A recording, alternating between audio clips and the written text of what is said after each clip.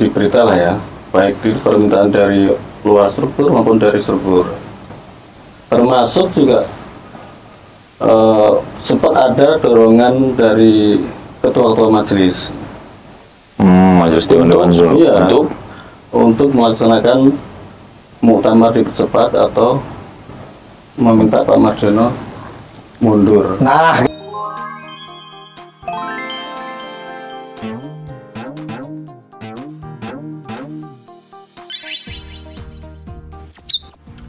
kali ini teman-teman kita kedatangan politikus muda dari Partai Persatuan Pembangunan. Ya Pak ya, ini abang-abang kita juga nih sebenarnya Pak. siap. Dengan Bang Tony. Bang Tony ini Ketua DPP Bidang Pemuda ya Bang ya? Bidang Pemuda Partai Persatuan Pembangunan P3. Terus GPK juga. Sekjen GPK Gerakan Pemuda Ka'bah nih. Waduh. Terus PLT Sekretaris DPW itu Bali. nggak kebanyakan Bang Iya jabatannya. Bang, nggak banyak banget Bang. Sebenarnya sih kebanyakan. Iya. Ya kalau mau diambil satu ya silakan. Oh, boleh Bang ya, boleh. Itu sistemnya apa, lelang atau gimana? Sistemnya lelang atau Iya. penunjukan langsung ini? Kalau Bali jelas penugasan. Oh iya. Kalau sekjen GPK-nya, ya ini pasti sesuai dengan mekanisme musyawarah kan, Ya. melalui aturan main lah. Ya. Begitu juga PHDPP-nya. Oh gitu. Ini Pak, ini karena kita lagi ngundangnya abang ini politisi P3 nih Pak nih. Banyak banget yang mau kita tanyain P3 nih Pak. Saya mulai dari yang paling kecil dulu. Yang paling kecil deh, Kan coba. Di Ya. DPP. Ya. Nah, kemudian ada GPK ini kan sayap Bang. Ya. Ya saya betul. Sebenarnya apa sih Bang fungsi sayap di partai politik itu? Ya salah satunya tentu karena saya muda ya. Ya sebagai generasi penerus kepemimpinan partai ke depan kan. Saya pikir semua partai pasti punya itu kan. Punya sayap ya. Karena itu harus kita siapkan kan, gitu. Apalagi demografi pemilih yang baik kemarin 2024 atau yang akan datang masih pemuda kan pasti masih Paling besar ya, Bang, ya, mendominasi ya. kan gitu.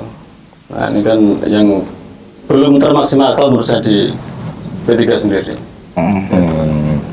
Nah P3 itu sayap itu GPK doang ya Pak? Ada GPK, ada AMK, AMK itu Angkatan Muda Ka'bah, terus ada Generasi Muda Ka'bah juga? Pembangunan Indonesia. Oh enggak, kirain Ka'bah juga. Iya. Terus perempuannya ada Wanita Persatuan Pembangunan. Oh, wanita WPP berarti. WPP. Wanita Persatuan Pembangunan. Kalau di NU Muslimatnya lah. Gitu. Oh, di NU Muslimatnya. Ini Bang, maksudnya ini kan banyak juga, ini ramai lah kemarin kan bahwa P3 setelah sekian lama Bang, partai ini kan kita sepakat lah P3 ini partai legend ya. Maksudnya yang menghiasi masa-masa pra reformasi Bang, atau ada sebelum reformasi gitu Bang, ada P3, ada PDI, ada Golkar gitu Bang. Nah P3 ini kan secara akar rumput harusnya kuat Bang. Lantas ada fenomena baru lah, kita nyebutnya fenomena ini karena kan ini partai besar punya banyak menciptakan tokoh-tokoh segala macam, nggak lolos ke Senayan Bang. Iya. Kalau gua nggak salah, koreksi Bang kalau salah, 3,8% ya Bang. Iya betul. 3,8% suara P3. Nah, ini kan pasti variabelnya banyak, apapun itu. Nah, Abang bisa jelasin nggak Bang, kenapa sih secara garis besar bisa, maksudnya P3 nggak lolos ke Senayan? Apakah, nih gue coba elaborasi sedikit, apakah gara-gara salah pijak kemarin? Pilpres. Iya kan, ada juga Pak, kalau di kita nih Bang, di anak sama-sama, Abang ini win kan ya? Kita nih win Bang nih. Ada istilah salah pijak Bang. Padahal nih kalau bahasa Inggrisnya waste of talent. Jadi sayang nih, kenapa nih Bang? Menurut Abang kira-kira apakah faktor salah pijak atau emang mesin partai yang kurang maksimal? Nah, gimana menurut Abang? Iya, kita membaca tren ya. Tren perolehan P3 pasca reformasi itu memang cenderung menurun. Ya, beberapa faktor mempengaruhi lah.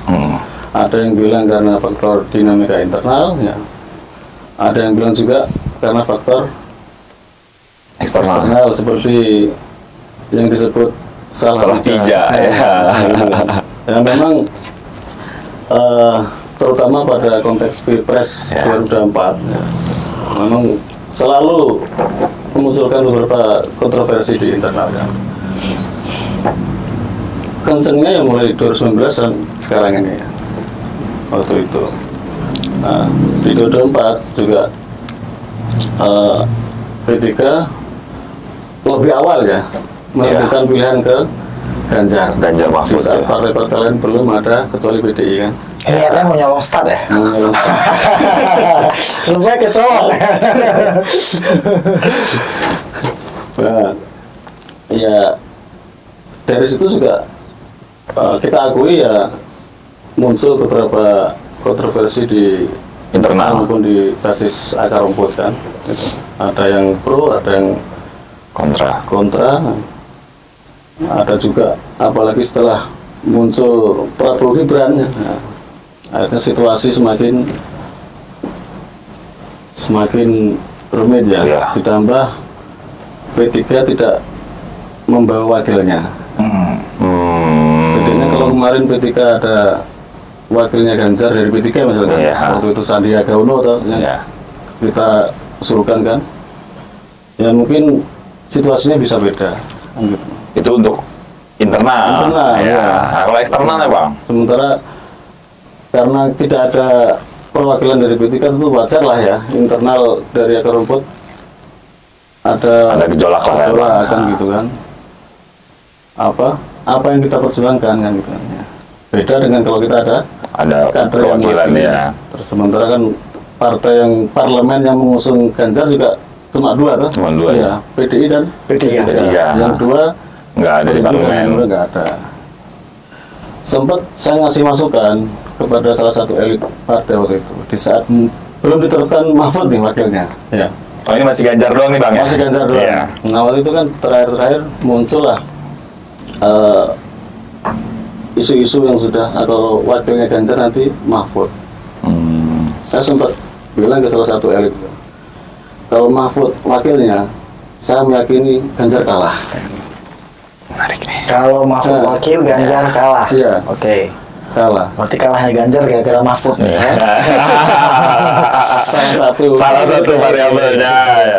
Oke. Yang peraturannya ya, kalau tidak ada kader otomatis semangat grassroots itu kan Nggak semudah kalau ada kader lah ya bang. kader perjuangannya kan. Ya. Seperti misalkan pasangan Anies Muhaimin. Muhaimin ya, PKB mesin itu. Ya, walaupun orang memprediksi juga ini berat untuk menang, paling enggak menjaga eksistensi partainya, itu Partainya kan. menang banyak lah kemarin Caimin bang. Menang banyak bang. Bukan menang doang dia, menang banyak. Tapi bukannya waktu koalisi sama PDI itu nggak ada syarat gitu ya bang? Iya, saya kurang tahu ya apa. Maksudnya? Secara Syarat apa enggak? Ini Iya, koalisi kita tanpa syarat, iya, ya. tanpa syarat. Kayak menyerah duluan gitu loh. Ini perang, ini apa nih? Perjanjiannya Perjanjiannya udah terserah aja ya deh. Oke, kita itu boleh ikut. boleh ikut, yang penting kita boleh di barisan. Iya. Apa nggak gitu? betul. Oh betul, emang gitu. Emang Cuma kan harapan kita kan ya kalau wakil kita Oh, ditampung kan itu lebih lebih baik gitu baik, bang. gitu. Nah, datangnya P3 ke koalisinya, gue sampai sekarang nih udah berapa video nih gue nggak tahu nama Apa bang nama apa sih koalisi? nama koalisinya bang? Kemarin Ganjar Mahfud itu? Apa ya? Saya agak lupa sih. Nah, kan, oke. emang ya oke deh, emang itu di situ salah tuh buat tim medianya PD Perjuangan diperbaiki itu. Kampanyenya kurang bang, Kurang. iya kan. Nah, apakah masuk tanpa syarat itu dari situ sudah jelas bahwa memang nilai tawar P3 sebagai parti nih bang, memang sudah lemah bang. Makanya kemudian datang tanpa syarat. Kalau kayak kita berkaca dari Caimin bilang ke Prabowo kan, kalau bukan gue wapresnya, pergilah, gitu kan, karena nilai tawarnya besar. Nah ini P3 kenapa nih bang, masuk ke koalisi Ganjar? Apakah bacaannya, oh Ganjar pasti menang nih karena partainya presiden misalnya, kan dulu belum, masih rambut putih dulu bang, ya kan? Nah, atau memang P3 secara partai dan secara struktural sudah menyadari bahwa memang P3 sudah semakin gembos gitu bang, kalau abang melihatnya? Ya apa? Saat itu kan kita masih optimis ya, yang tanpa syarat itu. Waktu itu kan belum ada Prabowo Gibran. yakinnya Pak Jokowi ke Ya, Ganjar. masih di Oh, hitung-hitungan politiknya itu bang. Menurutnya, menurut saya begitu. Kan. Iya. Ya di sisi lain yang disebut Caimin, itulah kecanggihan Caimin. Itu kredit poin buat Caimin ya Bang ya. Kecanggihan itu ya harus kita akui itu. Ya benar itu. Caimin harus kesini ya Caimin ya. Leader partai dia ulet. Ulet. Leader P3 kurang ulet Bang. Ya. Iya ya. Ya menurut saya kurang. Oke. Boleh ini Ini statement nih loh. Ini nggak dipotong ya? Jadi nggak boleh dipotong ya. Berarti menurut abang leader P3 kurang ulet. Kurang ulet. Ya, karena begini bang, gue pernah mendengar pernyataan kontroversialnya Mardiono nih bang nih. Ketika P3 sudah dipastikan tidak masuk parlemen kan, bahwa banyak internal yang mengatakan bahwa Mardiono gagal gitu kan. Terus ada statement yang fenomenal tuh, kok saya yang gagal? Saya nggak nyalek, saya nggak maju DPRD, saya nggak maju bupati, kayak kalian lah yang gagal gitu bang. Maksudnya statement itu sampai keluar dari seorang ketua umum partai gitu ya bang. Bukan partai yang baru dibikin kemarin bang, bukan. Ini partai yang punya sejarah panjang lah, apapun itu. Menurut hemat gue mungkin partai yang dengan sejarah panjang itu pasti punya beban juga yang besar gitu bang. Tapi tiba-tiba ada keluar statement itu dari seorang ketua partai. Nah menurut abang gimana sih ini? Kok bisa dia sampai statement gitu bang? Kalau menurut publik gimana kira-kira? Antum mewakili publik lah. Iya. Wah, kita dibalik gini ya. Oke, boleh. Asik nih kan. Kalau saya ada benarnya ya. Karena mungkin calegnya kurang perform. Caleg-calegnya yang kurang perform. Satu, karena kan sulit juga gara-gara Pilpres kalah, P3-nya nggak masuk parlemen gara-gara salah injak tadi. Salah pijak ya. Ada benarnya. Tapi nggak sepenuhnya juga bisa dibenarkan. Tapi ya balik ke abang, yang orang P3 kan abang. Gimana menurut abang? Kan abang caleg juga nih. Saya setuju bahwasanya apapun hasilnya, berhasil itu juga menjadi keberhasilan bersama, gagal menjadi tanggung jawab bersama. Ya, saya setuju itu. Cuma yang namanya sebuah organisasi itu kan ada penanggung jawab tertingginya siapa? Ya. Ketua umum. Ketua umumnya. Ya, ketika beredar video itu, memang juga sempat heboh itu, rame. Di internal juga ya. Banyak yang menyayangkan. Kenapa keluar statement itu? Artinya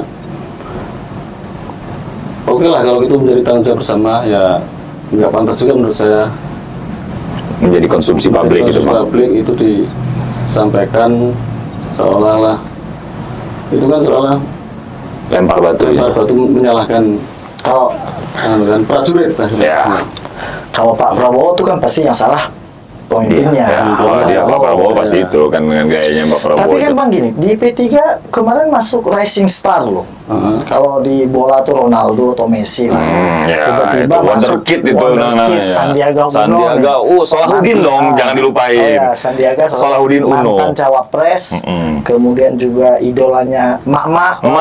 Iya. Kok nggak bisa ngangkat juga bang? Ketua Bapilu ya? Ketua Bapilu. Ya mungkin salah satu faktornya bagaimana juga Sandi ini masuk P3 kan belum, dengan jaraknya dengan pemilu kan masih nggak terlalu jauh, dekat cuma 6 bulan. Cuma 6 bulan ya. Berbeda konteksnya kalau beliau sebagai wapres ya. Saya yakin beda. Jadi beliau masuk P3 untuk jadi cawapres sebenarnya? Sebenarnya untuk jadi cawapres. Ya, untuk itu. Berani juga bang pernyataan ini. Bener ya, berarti si Sandi ini emang bukan mau masuk P3 berdasarkan ideologi gitu, enggak. Nyapres saja. Ideologi ya. Beliau itu mengakui bahwa secara kultur orang-orang tua yang terdahulu memang P3. Memang P3. Dan artinya dia sampai sekarang juga. Ya bang kan orang tua zaman dulu kan cuma 3.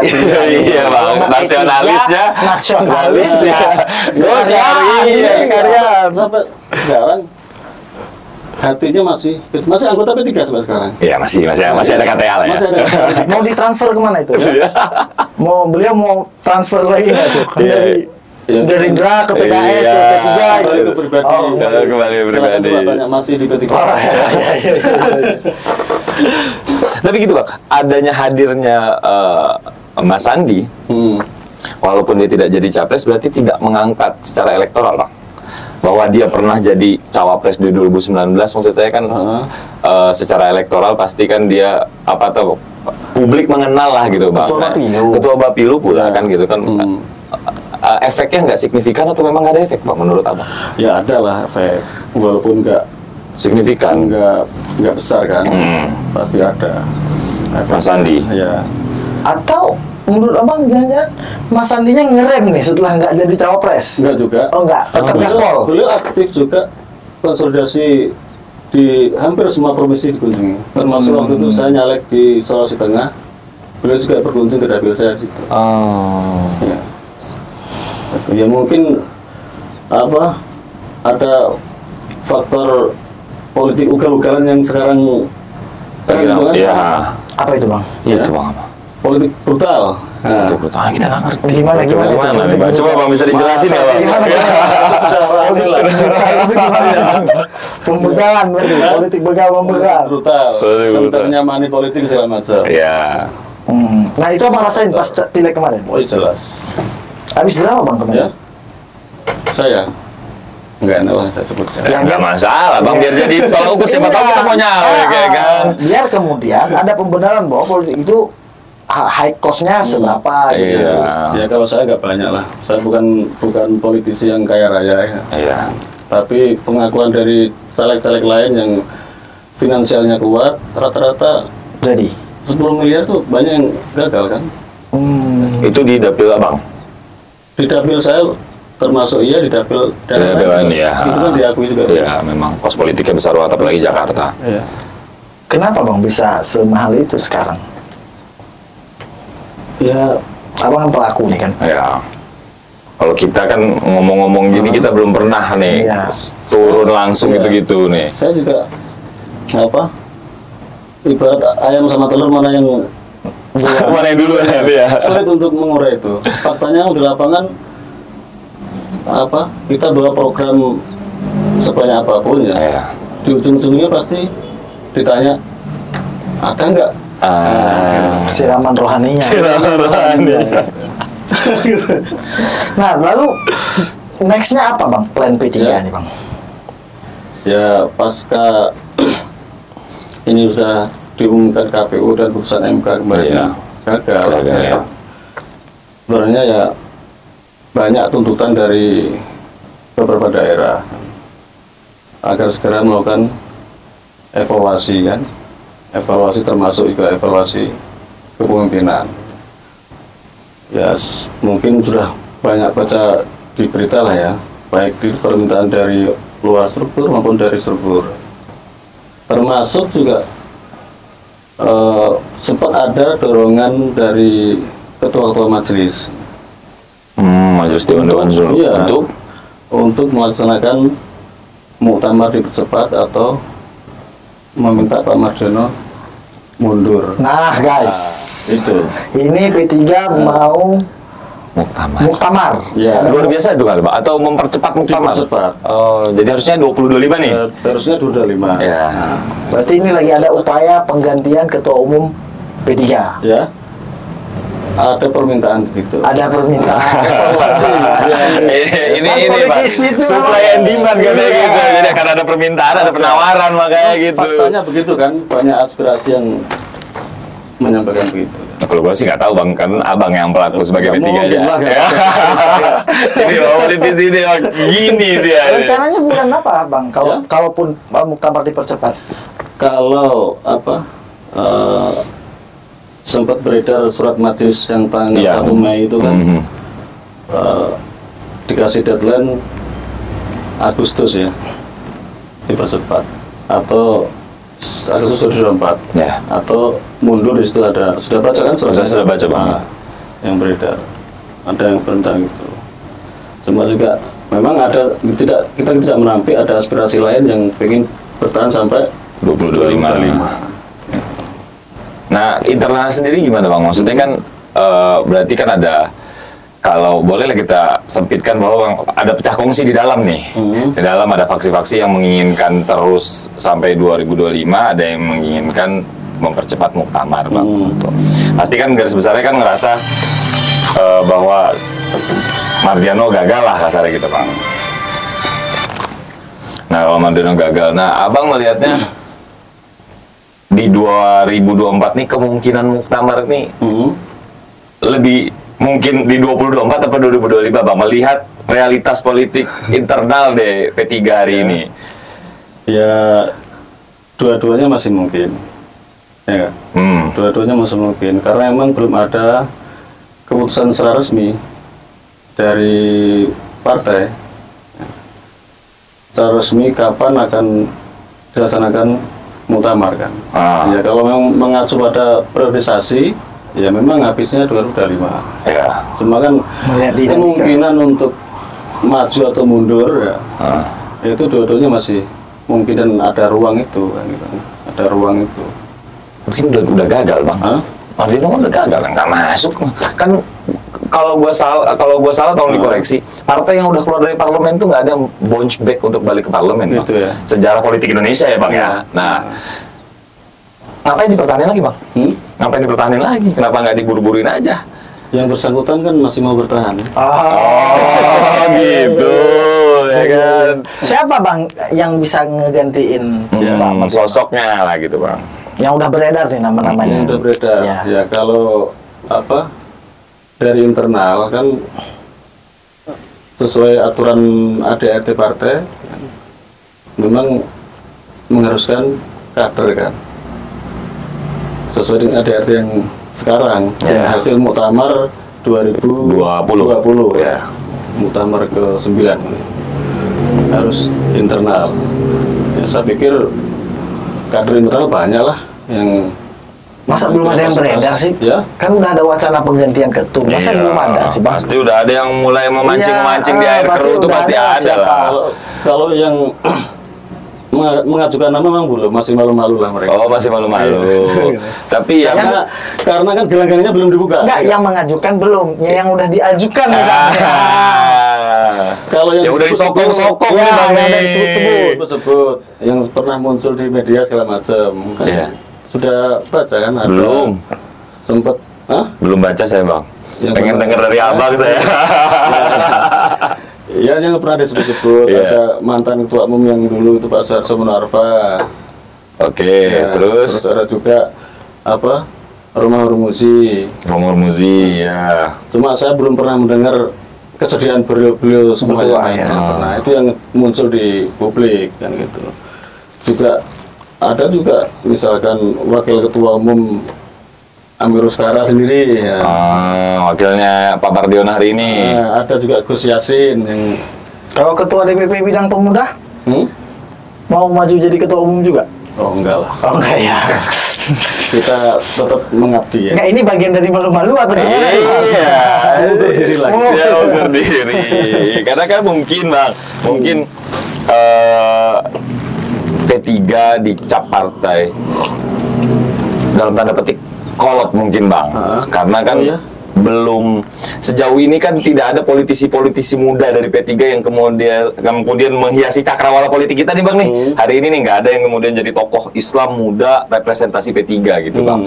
Nah makanya tadi muncul pertanyaan, kira-kira ketua DPP bidang pemuda mau nggak nih biar bertransformasi gitu bang? Ada lah tokoh-tokoh politik muda yang P3 yang apa sering muncul di publik di media kan. Iya, contohnya ada Ahmad Bedawi, sekretaris fraksi. Oke. Ya. Dia usianya masih muda, malah masih seumuran dengan saya juga. Ya. Abang juga masih 25 lah, abang kira-kira lah ya. Kurang lebih. Banyak lebih. Udah banyak diskon gitu. Tapi kalau dari kalangan muda ada nggak bang? Maksudnya dari kalangan anak-anak yang kalau ini Gen Z berarti kita generasi milenial itu ada nggak kira-kira yang kemudian masuk dalam pusaran gitu yang kemudian bakal ngambil P3 bakal jadi calon ketua umum gitu bang? Belum sama sekali bang. Nah kalau GPK sendiri bang, GPK sendiri Gerakan Pemuda Ka'bah berdirinya di mana bang? Berdirinya mempercepat atau memperlambat? Ya, itu.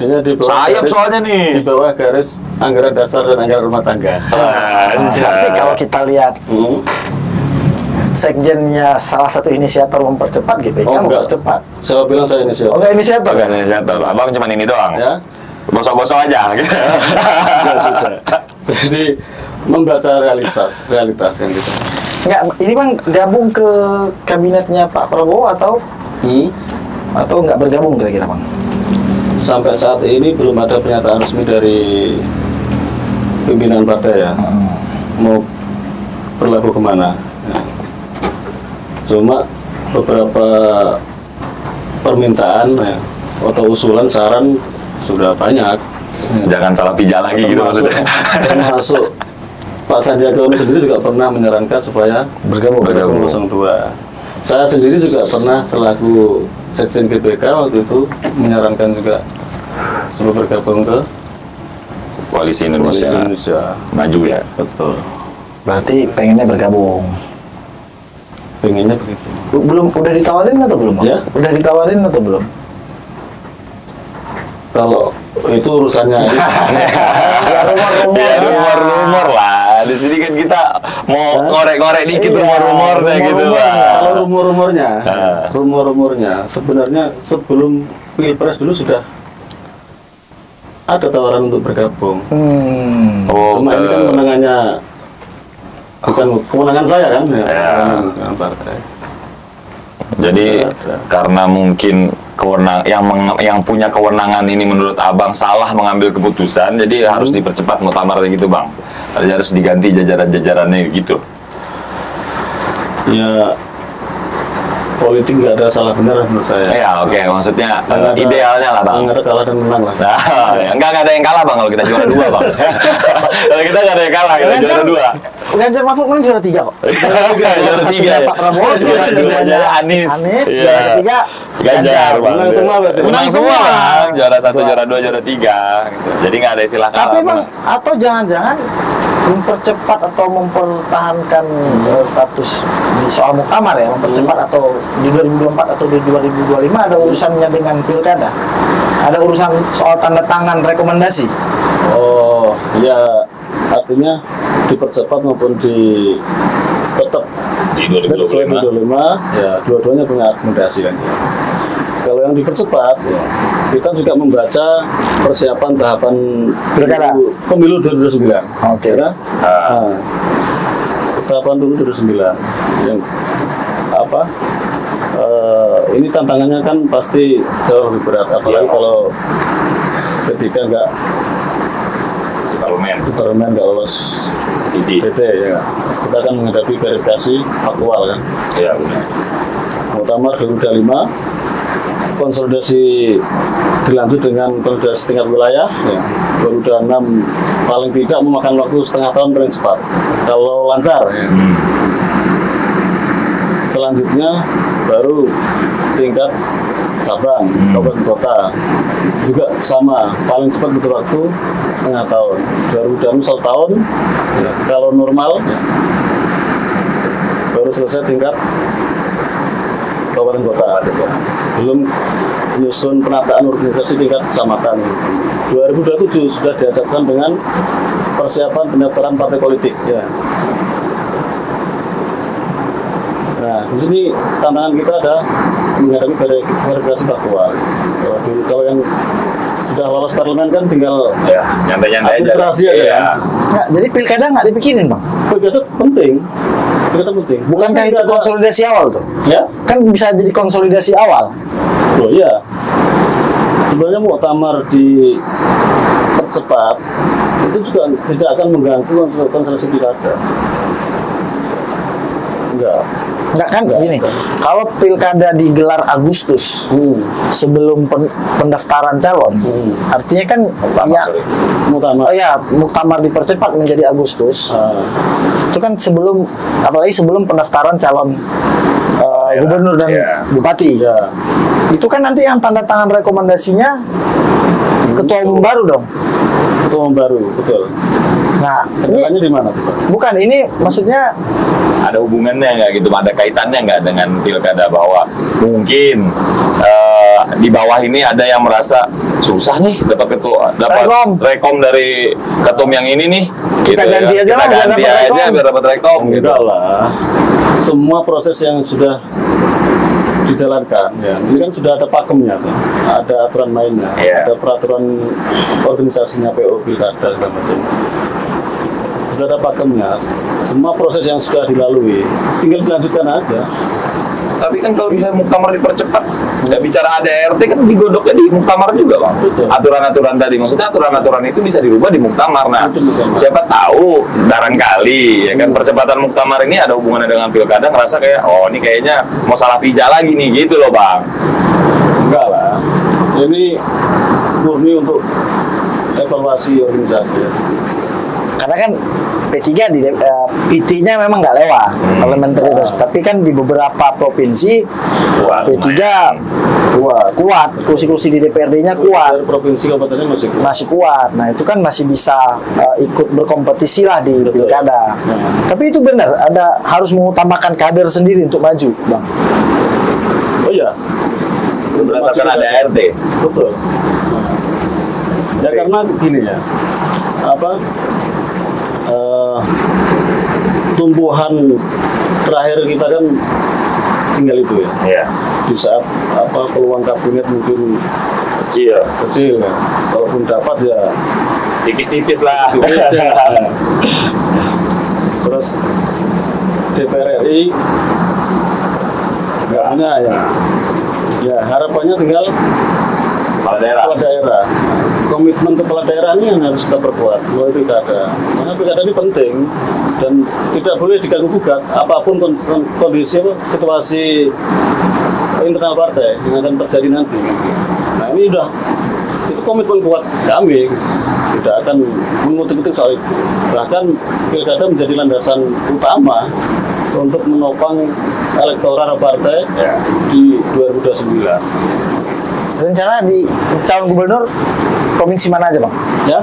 Calon gubernur provinsi mana aja yang P3-nya kuat nih, sehingga layak untuk jadi calon gubernur atau calon wakil gubernur gitu. Jawa Timur masih kuat, Jawa Tengah masih terus Sumatera Barat juga kita masih punya wakil gubernur. Ya. Jawa Barat juga kita masih punya wakil gubernur. Kemarin pilpres kemarin paling besar mana sih bang? Suaranya P3 bang paling besarnya? Saya kurang secara datanya itu bang ya. Maksudnya kan akhirnya bisa kita simpulkan nanti gitu kan dari mana aja kira-kira letupannya kan. Nggak abang dari tadi politisi banget nih, kita tanya sini kita dibelokin ke kanan, kita tanya sini dibelokin ke kiri biar kita menelaah sendiri itu jadinya gitu kan. Masih ngerem dulu ya? Iya boleh bang, udah mulai haus tuh kayaknya. Masih ngerem-ngerem bang tahun ini kan. Padahal yang kita harapkan nih, apa sih ini internal nih P3 nih, kenapa nih kan ini partai legend nih. Pilpres kan sudah selesai. Iya bang, ini kan evaluasinya bang, refleksinya maksud kita apakah mungkin ada nggak sih maksudnya kayak aktivis-aktivis gitu bang, aktivis-aktivis gerakan atau aktivis-aktivis 98 yang masuk ke P3 itu ada nggak bang? Ada. Banyak ya bang? Ada yang dari TNI ada, dari PMI ada. Oh ada tuh, banyak ya bang. Karena kan berarti abang tetap di partai atau pindah bang? Ya. Insya Allah istiqomah. Insya Allah istiqomah. Insya Allah istiqomah. Sepanjang kebijakan partai ke depan masih sesuai dengan hitungan prinsip ya nggak? Prinsip-prinsip yang diamanatkan oleh para pendiri partai ya. Nah kalau ketua yang sekarang menurut abang memegang prinsip itu berharap ketua yang sekarang itu memegang prinsip yang diinin nggak menurut abang? Masing-masing dulu ya. Ya kan kita ya kan kita tanya kira-kira menurut abang sebagai ketua DPP bidang pemuda nih ya kan gitu, perspektif pemuda kan menurut abang itu. Tanya sendiri. Tanya sendiri. Apa nih bang program P3 untuk anak muda? Ya. Program untuk anak muda. Iya, sehingga kemudian anak muda tidak enggan lah bergabung dengan P3. Partai politik. Saya coba menanya balik ke ini kan perwakilan dari representasi anak muda ya. Dengan penampilan branding P3 saat ini menurut teman-teman anak muda kira-kira hal mana yang perlu dirubah? Semua bang. Hah? Apa aja? Jangan kejebak. Enggak. Ini kan yang kita tanya, apa yang akan dilakukan Dilakukan, P3? ya. Apa sudah ada rencananya belum? Kalau nanya ke kita, itu belum. Yang masih nyerap aspirasi. Iya. Gue pengen bilang aja jelek, jadi biar dia tahu apa gitu. Katakan saja supaya nanti bisa jadi bahan evaluasi kan. Enggak, yang udah dijalanin maksudnya bang? Iya, yang udah sudah dijalanin. direncanakan nih. Iya. Atau harus ganti ketum dulu baru ada rencana baru. Iya. Apa mesinnya lagi ditahan nih sekarang nih tenaganya emang karena biar ketumnya diganti dulu gitu. Gimana kan gitu kira-kira? Ya, ketum ganti apa enggak? Yang jelas apa program perbaikan terus harus dilakukan. Ya, karena kan gini bang,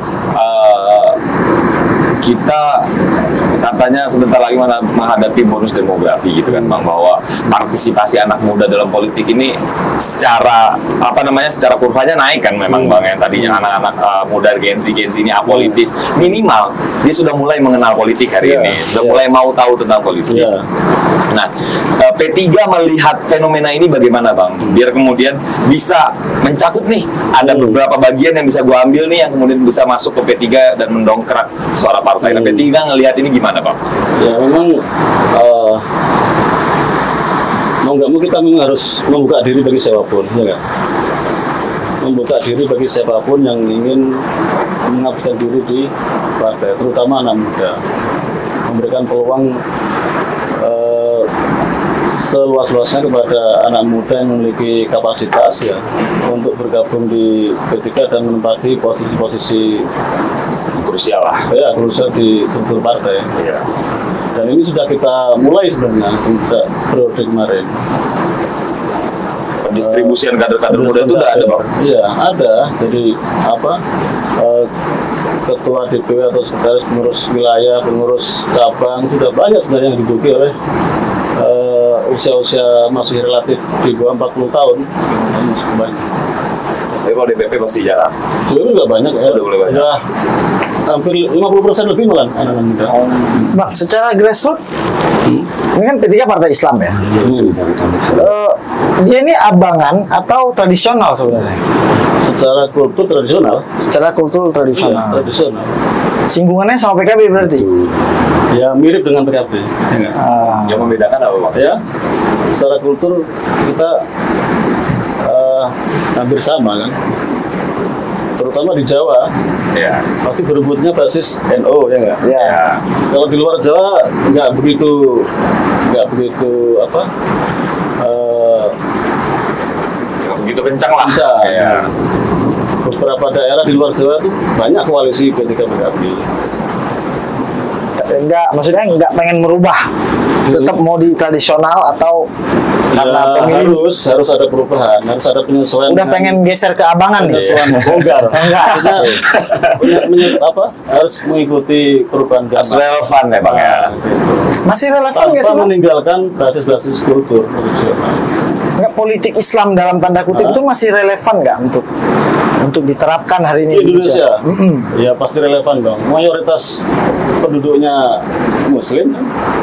Tapi kan banyak yang moderat juga bang sekarang, Ya. bang muslim moderat yang lebih modernis lah, kasar gitu. Kalau abang, menurut abang dengan konsep abang yang masih Islam tradisional itu kira-kira secara Kayaknya kalah saing nih dari PKB, dari nggak cari ceruk lain nih. ya, kenapa nggak ngambil, kenapa Kita bertarung di jangan- ruang itu iya. gitu loh bang? Saya bilang harus membuka diri kan gitu kepada kalangan-kalangan modernis.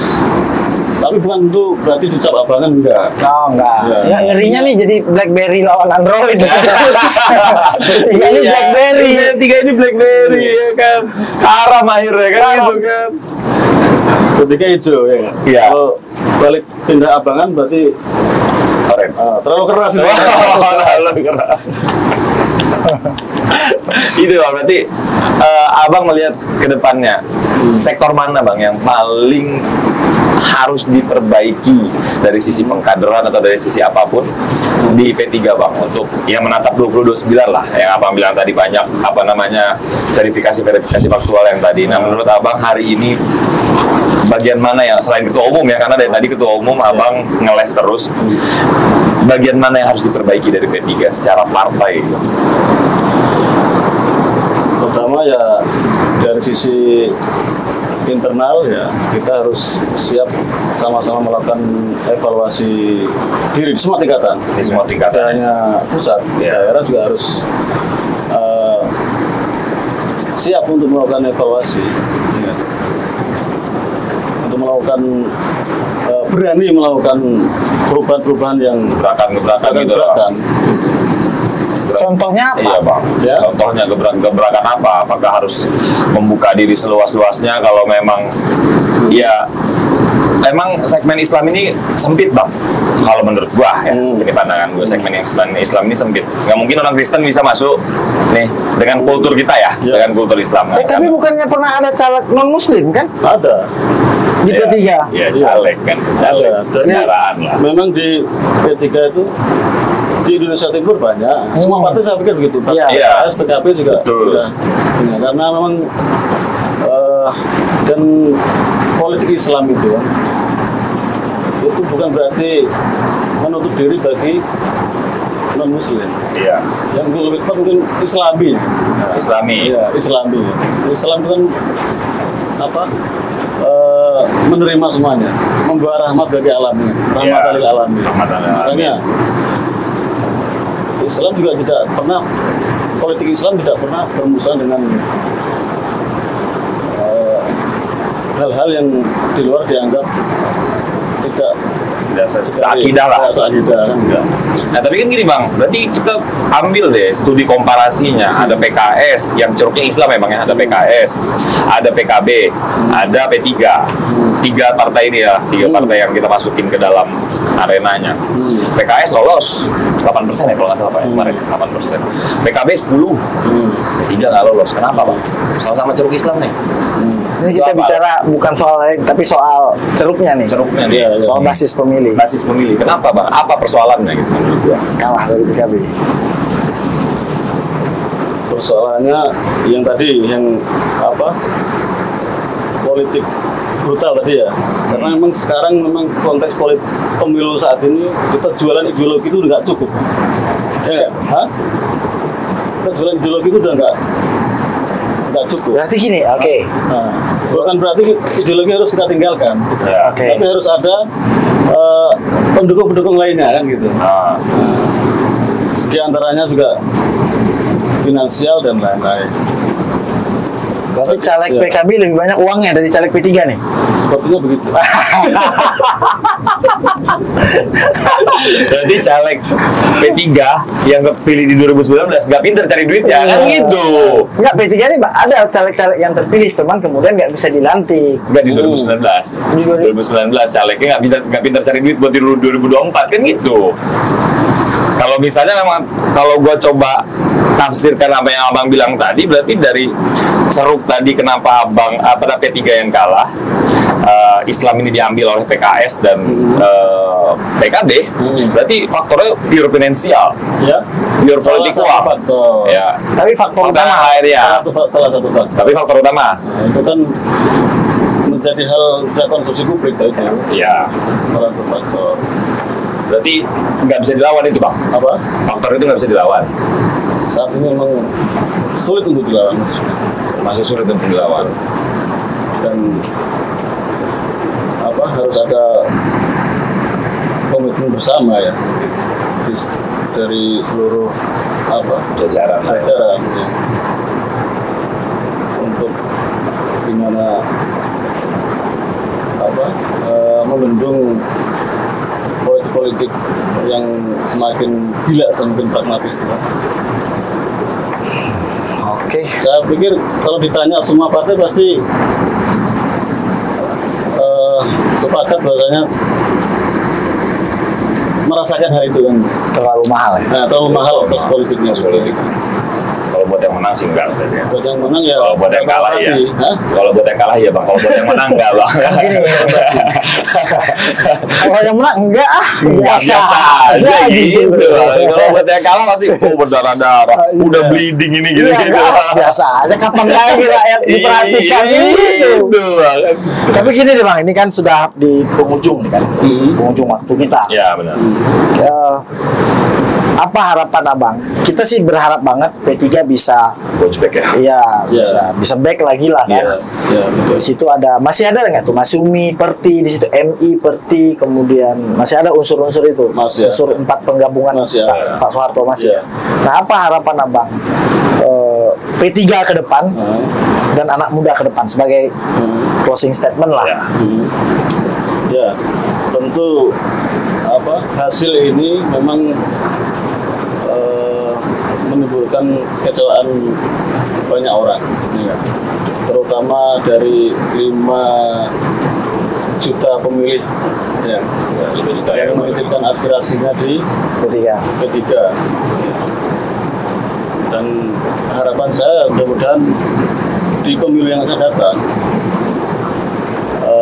harus ada perubahan sistem pemilu ya, yang bisa mengakomodir seluruh aspirasi sehingga suara rakyat itu Tidak terbuang. tidak terbuang. Ah. Nah gitu. Kemarin putusan MK sudah ada akan ada perubahan tentang PT itu. PT 4% kan. Mudah-mudahan itu nanti di 2019 benar-benar di Bisa diketok palu ya Pak ya. Kota Palu. Ya kepentingannya bukan hanya untuk P3, ini untuk kepentingan masyarakat. Ya, suara pemilih tidak banyak yang hilang. Dan sayangnya 5 juta. Lumayan Bang, 5 juta itu. Kalau diperlakukan sekarang nggak tambah bagus.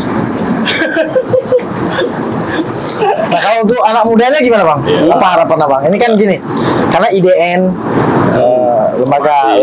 lembaga konsultan kita, IDN kemudian siasat ini memang dibangunnya untuk anak muda sebenarnya. Jadi apa saran atau pesan abang lah untuk anak-anak muda? Ya, pesan kami ya untuk anak muda tentu kami harapkan tetap kontribusi pemikiran maupun ide-ide dan gagasannya untuk bangsa dan untuk P3 supaya P3 nanti kembali bisa berjaya kembali dengan kiprah perjuangan anak-anak muda. Dan kalau bisa ketuanya anak muda. Ya, Dan kalau bisa ketuanya anak muda. semakin banyak anak muda terlibat, semakin bagus. Justru bang, namanya diganti aja Partai Pemuda Pembangunan. Menarik tuh ya kan. Partai Pemuda Pembangunan. Bebas. Ini kan bisa dibahas itu dari ADRT Bang. Ya kan? Iya, Jelas aja lah partai. Iya. Jangan dibalik-balik aja Partai Persatuan Pembangunan, Partai Pembangunan Persatuan kan. Jangan Bang, harus diubah Bang itu Bang. Partai Pemuda Pembangunan cocoknya itu bang. Partai Persatuan Pemuda. Wah, boleh juga tuh. Nanti yang tua-tua gimana? Yang tua-tua istirahat aja Kalau sudah Bang. mereknya muda kan? Ya udah istirahat aja sebagai dewan pengawas gitu-gitu aja Tetap Bang. butuh kombinasi. Oh, tetap butuh kombinasi. Yang Siap. muda butuh tetap belajar kepada yang Tua. Wah, yang lebih senior. Ya. senior mengayomi gitu Bang ya. Saya mengayomi yang muda. Mau dong diayomi gitu. Oke Bang, makasih banyak Bang udah ngeluangin waktunya ke sini Bang. Jangan kapok Bang ya. Datang kita ya. Udah gitu ya. Udah. Udah Bang. Oke, saya ucapkan terima kasih juga untuk siasat Saling silang podcast, ya. pendapat, Bang. Saling silang pendapat. Iya. Sudah memberikan waktu ya untuk bertukar pikiran ya. Dan kami pesan juga kepada siasat, Iya. jangan lupa ya pesan untuk anak-anak muda lah. Siap. Siap. Oke, Bro. Siap Oke Bang, makasih banyak ya Bang ya.